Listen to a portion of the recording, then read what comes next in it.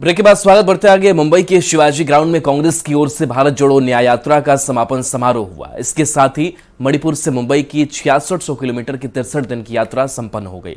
इस मौके पर पूर्व मुख्यमंत्री हेमंत सोरेन की पत्नी कल्पना सोरेन के साथ साथ कांग्रेस विधायक दीपिका पांडे सिंह भी शामिल हुई। समारोह को संबोधित करते हुए कल्पना सोरेन ने दावा किया कि चुनाव में इंडी गठबंधन की शानदार जीत होगी। उन्होंने ये भी कहा कि इंडिया झुकेगा नहीं और इंडिया रुकेगा नहीं।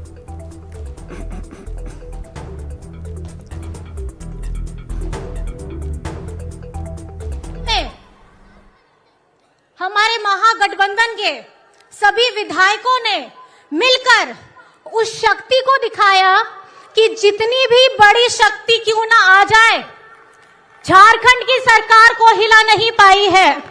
चेहरा बदल गया है। चंपई चाचा जी यहाँ बैठे हैं।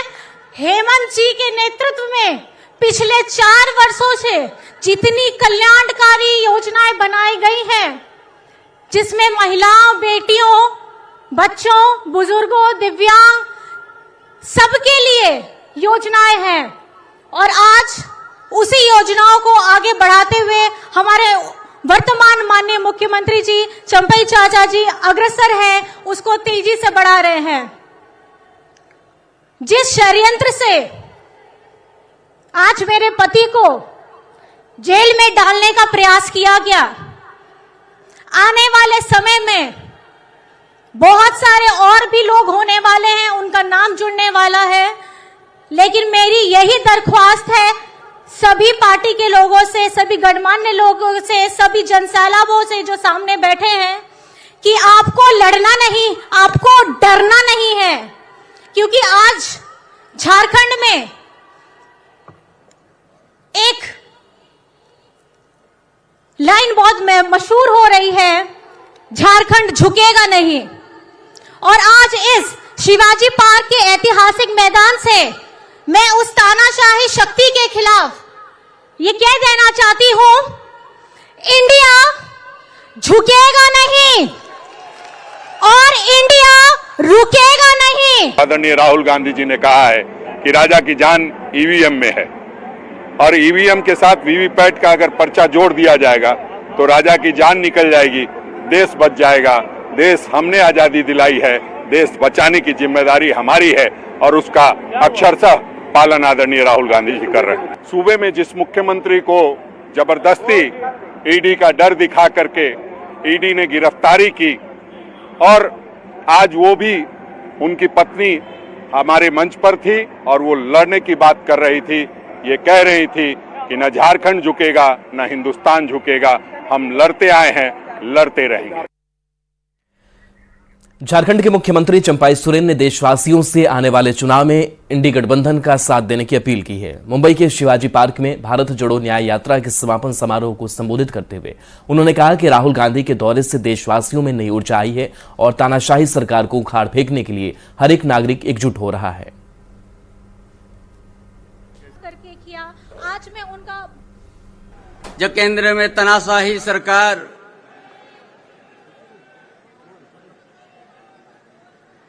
जो भारतवर्ष बहुभाषा बहुधर्म के देश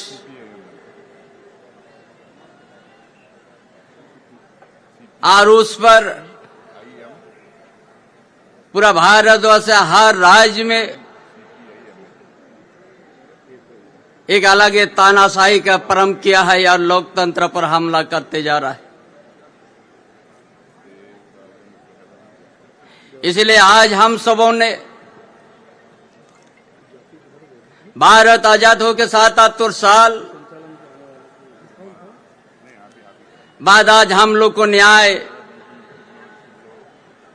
पथ में अग्रसर है। साहिबगंज के जेएमएम नेता हेमलाल मुर्मू ने अपनी पार्टी के विधायक लोबिन हेम्ब्रम पर जोरदार हमला किया है। उन्होंने कहा कि लोबिन हेम्ब्रम अक्सर गिरगिट की तरह रंग बदलते रहते हैं। बोरिया के फुटबॉल ग्राउंड में जेएमएम के कार्यकर्ता सम्मेलन को संबोधित करते हुए उन्होंने कहा कि लोबिन हेम्ब्रम अक्सर पार्टी विरोधी काम करते रहते हैं, ऐसे में उन्हें पार्टी के सम्मेलन में बुलाने की जरूरत क्या है। आप लोगों से हाथ उठवाया कि वो बराबर गिरगिट के जैसे रंग बदल रहा है। कभी निर्दलीय बोलता है हम लड़ेंगे, कभी बोलता है हम तमाक छाप से लड़ेंगे। इसलिए वो कभी बीजेपी का के सिंबल पर भी लड़ने का काफ़ी हम लोगों ने मीडिया के द्वारा ही सुना है। इसलिए वैसे लोगों को बुलाने से तो आएगा भी नहीं, चूंकि सब कुछ वो अलग कर रहा है। खूंटी के पिपरा टोली में बीजेपी प्रत्याशी अर्जुन मुंडा ने चुनाव कार्यालय का उद्घाटन किया। इस मौके पर उन्होंने बीजेपी कार्यकर्ताओं को लोकसभा चुनाव में जीत का मंत्र दिया। साथ ही अब की बार 400 पार के नारे को साकार करने की भी अपील की। इस समारोह में बड़ी संख्या में बीजेपी कार्यकर्ता मौजूद थे। इस बार का जो नारा दिया है कि अब की बार 400 पार, तो ये हमारा लक्ष्य है, ये हमारा लक्ष्य है। और खूंटी की धरती तो जागृत धरती है, वाइब्रेंट स्पंदन धरती है। चतरा जिला प्रशासन ने जेपीएससी परीक्षा में पेपर लीक की खबर को गलत करार दिया है। अपर समाहर्ता अरविंद कुमार ने बताया कि कुछ छात्रों ने पेपर लीक का आरोप लगाकर हंगामा जरूर मचाया, पर प्रशासन का दावा है कि परीक्षा के दौरान जेपीएससी के एसओपी का अक्षरशः पालन किया गया है और पेपर लीक का आरोप सरासर गलत है। उन्होंने ये भी कहा कि कोई भी छात्र अफवाह पर ध्यान ना दें, प्रशासन पूरी तरह से मुस्तैद है। उपेंद्र नाथ वर्मा इंटर महाविद्यालय पकरिया चतरा परीक्षा केंद्र पर प्रश्न पत्र लीक होने से संबंधित अफवाह संज्ञान में आई है। उक्त के संबंध में यह स्पष्ट कहना है कि जेपीएससी के द्वारा जारी एसओपी को ध्यान में रखते हुए प्रश्न पत्र पैकेट नियमानुसार केंद्राधीक्षक, न्यूनतम 2 वीक्षक, 2 अभ्यर्थी, स्टैटिक मजिस्ट्रेट की उपस्थिति में वीडियोग्राफी कराते हुए खोला गया है और प्रत्येक कक्षावार उपस्थित होने वाले अभ्यर्थियों की संख्या के अनुसार प्रश्न पत्र व्यवस्थित करते हुए वीक्षक को उपलब्ध कराया गया है। झारखंड में एक बार फिर से जेपीएससी परीक्षा में पेपर लीक होने का आरोप लगाकर नाराज छात्रों ने हंगामा किया। पूरी घटना को लेकर बीजेपी ने राज्य सरकार को आड़े हाथों लिया। साथ ही छात्रों के भविष्य से खिलवाड़ होने का आरोप लगाकर पूरी घटना की सीबीआई जांच की मांग की। जवाब में कांग्रेस और जेवीएम ने कहा कि छात्रों की शिकायत की जांच हो रही है, जल्दी सारी सच्चाई सामने आ जाएगी।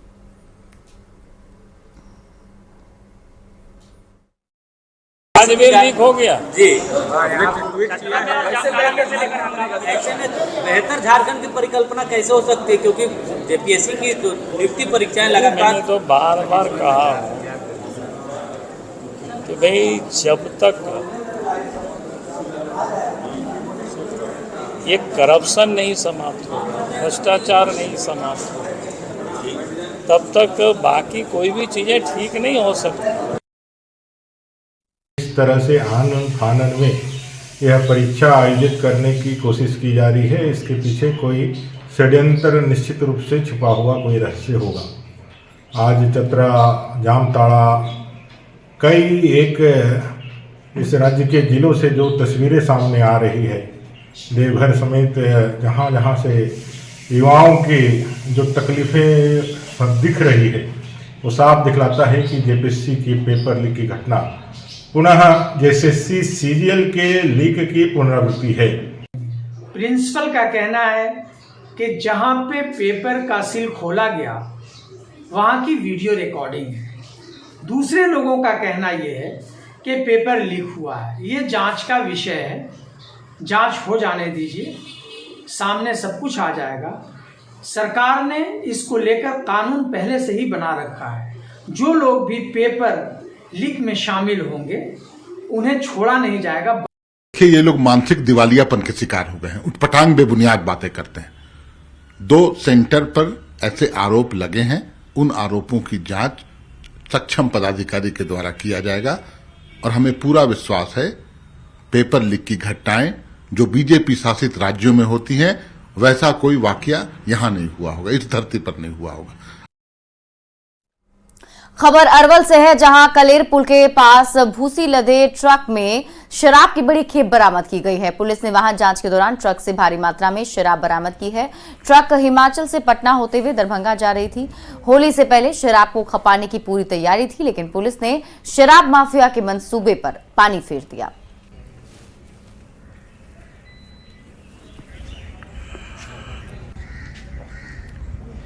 गोपालगंज पुलिस ने होली से पहले शराब माफिया की बड़ी साजिश को नाकाम किया है। करोड़ों रुपए की ट्रक समेत 11,000 लीटर कच्चा स्प्रीट बरामद कर लिया गया। पुलिस ने इस कार्रवाई में छपरा के शराब माफिया मिथिलेश यादव समेत 5 लोगों को गिरफ्तार किया है। पकड़ी गई शराब को होली और लोकसभा चुनाव में छपरा और गोपालगंज में खपाने का पूरा प्लान था।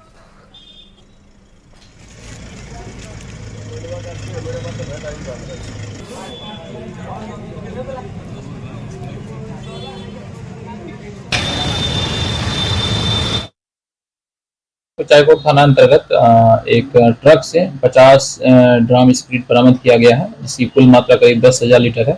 और इसमें 2 लोग यूपी के जो तस्कर जो स्प्रीट लेकर आ रहे थे, उनको भी गिरफ्तार किया गया है। और इसमें हम लोग बैकवर्ड फॉरवर्ड लिंकेज स्थापित कर रहे हैं और अग्रतर कार्रवाई इसमें की जाएगी। गोपालगंज पुलिस ने एक ऐसे बाइक लुटेरा गिरोह का खुलासा किया है जो पलक झपकते ही लोगों की बाइक चोरी कर लेता था। हथियार के बल पर राहगीरों को निशाना बनाता था। पुलिस की टीम ने 6 शातिर अपराधियों को गिरफ्तार किया है। इन अपराधियों के पास से एक देसी गट्टा, गोली, लॉक तोड़ने वाले घातक औजार और 7 चोरी की बाइक बरामद की गई है। बड़ा बाइक चोरी गिरोह पकड़ाया है। इसमें कुल 6 बाइक चोरों को हम लोगों ने गिरफ्तार किया है और उनके पास से 7 चोरी की मोटरसाइकिल बरामद की गई है। और इनमें से कुछ अपराधी ऐसे भी हैं जिनका पहले से आपराधिक इतिहास रहा है और इनके पास से काफ़ी सारा सामान बरामद हुआ है। उसमें से एक देसी कट्टा, 2 जिंदा कारतूस है और 7 चोरी की मोटरसाइकिल है। इसके अलावे इनके पास से 2 बहुत ही यूनिक मास्टर चाबी मास्टर लॉक बरामद किया गया है। ग्रेटर नोएडा की सूरजपुर ACJM कोर्ट से एल्विश यादव को 14 दिन के न्यायिक हिरासत में भेजा गया है। नोएडा पुलिस ने सूरजपुर ACJM कोर्ट में एल्विश यादव को पेश किया था। रेव पार्टी केस में एल्विश का नाम आया था। सबूतों के आधार पर नोएडा पुलिस ने कल एल्विश को गिरफ्तार किया था और इसके बाद पुलिस ने एल्विश को कोर्ट में पेश भी किया। एल्विश यादव पर NDPS एक्ट भी लगाया गया है।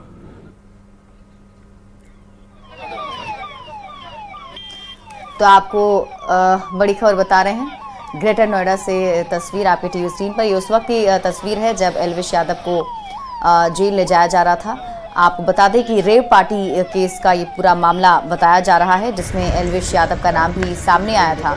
सबूतों के आधार पर नोएडा पुलिस ने कल ही एल्विश को पहले गिरफ्तार किया और उसके बाद पुलिस ने एल्विश यादव को कोर्ट में पेश भी किया। एल्विश यादव पर NDPS एक्ट भी लगाया गया है। सांपों के जहर सप्लाई के मामले में एल्विश यादव को गिरफ्तार करके जेल भेज दिया गया। इस समय हम जिला कारागार के बाहर ही मौजूद हैं और आपको तस्वीरें सीधी दिखाना चाहेंगे। आपको बता दें कि एल्विश यादव के खिलाफ रेव पार्टी में सांपों के जहर सप्लाई के मामले में गिरफ्तारी की गई। आज एल्विश यादव को सर्पवाद से गिरफ्तार किया गया। पूछताछ के बाद उसे जेल भेज दिया गया है। इस तमाम प्रक्रिया के दौरान एल्विश यादव को पहले मेडिकल के लिए जिला अस्पताल ले गए, उसके बाद कोर्ट में पेश किया गया। कोर्ट में लंबी बहस चली और बहस के बाद उसे जुडिशियल रिमांड पर भेज दिया गया, जुडिशियल कस्टडी में भेज दिया गया। एल्विश यादव के खिलाफ रेप पार्टी में सप्लाई जहर मामले में बीते साल मुकदमा दर्ज किया गया था। मुकदमा वन्य जीव संरक्षण अधिनियम के तहत दर्ज किया गया था और विवेचना के दौरान धारा 284, 289, 120B वन्य जीव संरक्षण अधिनियम और NDPS की 8/20 जो स्पेशल एक्ट है, जो नॉन बेलेबल है, उसके तहत मुकदमा दर्ज किया गया था। और बहस के दौरान अब जब बहस की गई, बहस के दौरान नोएडा पुलिस ने अपने साक्ष्य पेश किए थे और उसमें जो FSL की रिपोर्ट थी वो काफी अहम थी। FSL की रिपोर्ट में ये स्पष्ट हुआ कि जो जहर बरामद हुआ था वो कोबरा प्रजाति, करैत प्रजाति का था। लिहाजा इस रिपोर्ट के आधार पर अब 14 दिन की न्यायिक हिरासत में एल्विश यादव को जेल भेज दिया गया। आने वाले दिनों में अब देखना होगा कि कब बेल के लिए एल्विश यादव के वकील फाइल करते हैं कोर्ट में, लेकिन फिलहाल अब एल्विश को जेल में रहना पड़ेगा और जेल की रोटी खानी पड़ेगी। कैमरामैन सोनू के साथ हिमांशु शुक्ला, न्यूज़ 18 ग्रेटर नोएडा। और इस बीच राजस्थान के अजमेर से बड़ी खबर है, जहां साबरमती एक्सप्रेस और मालगाड़ी में टक्कर हो गई है। मदार रेलवे स्टेशन से पहले दोनों ट्रेनें टकराई हैं। पैसेंजर ट्रेन के इंजन और 4 डब्बे पटरी से उतर गए। ट्रेन में सैकड़ों की संख्या में पैसेंजर मौजूद थे। साबरमती से अजमेर होते हुए ये ट्रेन दिल्ली जा रही थी। रेलवे पुलिस मौके पर मौजूद है। ट्रेन को पटरी पर लाने का अभियान लगातार जारी है। 4 घंटे अजमेर मंडल से ट्रेनें प्रभावित रहेंगी। जांच के लिए 3 सदस्यों की कमेटी भी गठित की गई है। तो तस्वीर आपको दिखा रहे हैं जहां पैसेंजर ट्रेन के डिब्बे पटरी से उतर आए हैं और माना यह जा रहा है कि अभी परिचालन शुरू होने में अभी कई घंटों का वक्त लग सकता है। वहीं जांच के लिए 3 सदस्यों की कमेटी गठित की गई है। साबरमती एक्सप्रेस और मालगाड़ी के बीच टक्कर की तस्वीर सामने आई है। मदार रेलवे स्टेशन से पहले दोनों ट्रेनें आपस में टकरा गई। पैसेंजर भी काफी सवार थे इस ट्रेन में और अब रेस्क्यू की टीम मौके पर पहुंची है। साथ ही इस मलबे को हटाने की भी कोशिश की जा रही है।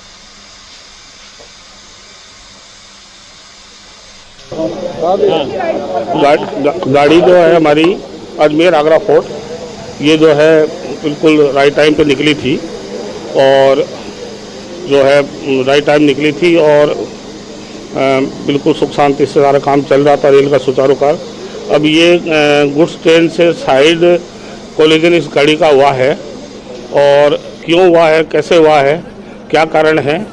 चूँकि साइड पे पट्टियाँ वगैरह सब अपनी जगह से डिस्प्लेस हो गई है, तो इस समय कुछ कहना मुश्किल है कि तकनीकी क्या कारण रहा है। वो अंडर इन्वेस्टिगेशन का मैटर है। लेकिन हमारे लिए खुशकिस्मती ये है कि अभी तक कोई पैसेंजर को reported serious injury, normal injury, minor injury या कोई भी किसी तरह की चोट वगैरह नहीं लगी है। फिर भी हमने अपनी टीम को जेएलएन और सिविल हॉस्पिटल वगैरह भेज दिया है। अगर किसी कोई पहुंच गया है वहाँ पे तो उसकी पूरी देखभाल की जाएगी और पैसेंजर्स को जो है हमने वापस अजमेर स्टेशन पे भेज दिया है ट्रेन को और वहाँ चाय पानी की व्यवस्था कर रहे हैं और जब सेक्शन क्लियर होगा तो फिर इनको गंतव्य तक भेज दिया जाएगा। कितना समय इसमें लगेगा और प्रथम दृष्टया क्या लग रहा है सर? इस समय जो लग रहा है, मुझे लग रहा है कि ट्रैक का जो डैमेज है उसको देखते हुए लग रहा है कि अभी चूँकि लोड हमारा गुड्स वगैरह का और ये जो डिरेल्ड कोच है ये अभी साइड पे है, तो ये जब तक कि साइड क्लियर नहीं होती है तो हमारा रेस्टोरेशन थोड़ा मुश्किल होगा। तो अभी लग रहा है कि 6 से 8 घंटे में अप्रोक्सीमेट अंदाज मुझे लग रहा है कि लग जाएंगे। हेल्पलाइन नंबर भी जारी किया है रेल प्रशासन। हाँ, तो ये 6 से 8 घंटे मुझे लगता है कि लग जाएगा। और हमारी एक गुड्स ट्रेन भी अभी अटकी हुई है, तो वो भी क्या है कि हमारे ओएचई पोर्टल डैमेज है, तो गुड्स ट्रेन को भी हमें आधा पोर्शन आगे खींचना पड़ेगा, आधा पीछे खींचना पड़ेगा, तब जाके हमारा सेक्शन क्लियर होगा। और एक हमारी पैसेंजर और गुड्स के बीच में इन्फ्रिंजमेंट भी है, आपस में साइड कोलिजन है, तो वो देखते हैं कि कैसे निकाला जाएगा। ड्राइवर जो ट्रेन के हैं वो सुरक्षित है? तो ड्राइवर ट्रेन के सुरक्षित है, उनसे हमारी टीम ने इंटरेक्ट कर लिया है, वो नॉर्मल है, सुरक्षित हैं। ट्रेनें प्रभावित होगी? ट्रेनें प्रभावित होगी। अभी हमारी सारी गाड़ियाँ जो है 4 से 6 घंटे ट्रेनें प्रभावित होगी, क्योंकि हम यहाँ पे पहले हमारा मकसद ये है कि सबसे पहले ट्रेनें प्रभावित कम से कम हो, तो हमारी जो गुड्स लाइन है इसको हमें क्लियर करना है। क्या लगता है एक ही ट्रैक पे दोनों गाड़ियाँ आ गई थी इसलिए हादसा हुआ? हाँ, कुछ ऐसा ही लग रहा है कि गाड़ियाँ जो है दोनों जो हैं एक ट्रैक पे तो नहीं है, पर हाँ एक ट्रैक पे आई या क्या हुआ कुछ कह नहीं सकते, लेकिन ऐसा लग रहा है कि साइड कोलिजन से लग रहा है कि दोनों एक ट्रैक पे आ गई थी। सर, ये मालगाड़ी भी चल रही थी क्या? हाँ, मालगाड़ी चल रही थी।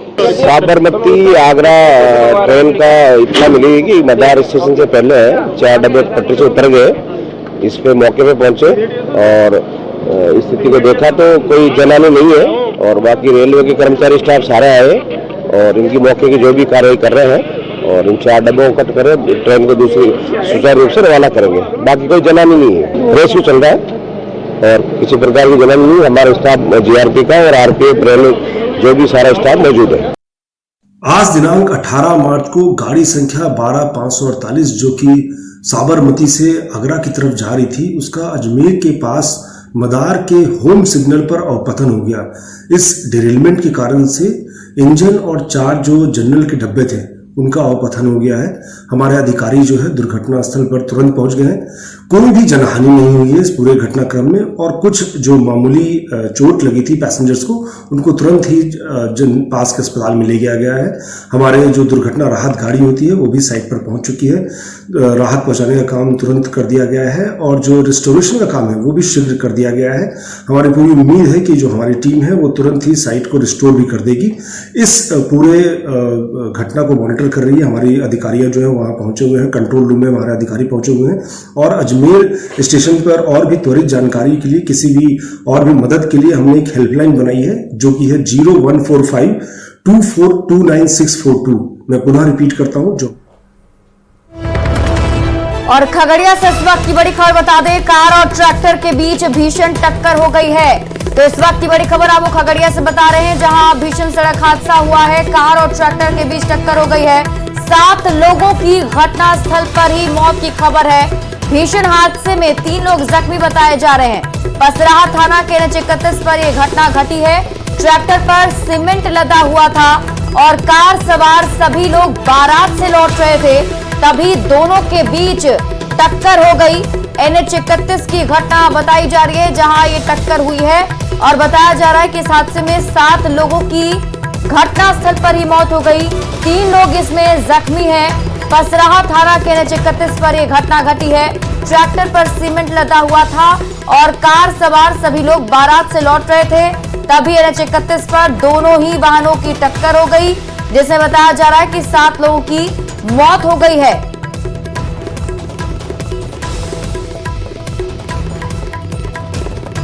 और संवाददाता दिग्विजय अधिक जानकारी के साथ जुड़े हुए। दिग्विजय, 7 लोगों की मौत और 3 लोग जख्मी बताए जा रहे हैं, क्या इसमें कुछ आंकड़ा बढ़ा भी है? और जरा ये बताइए हादसा कैसे हुआ?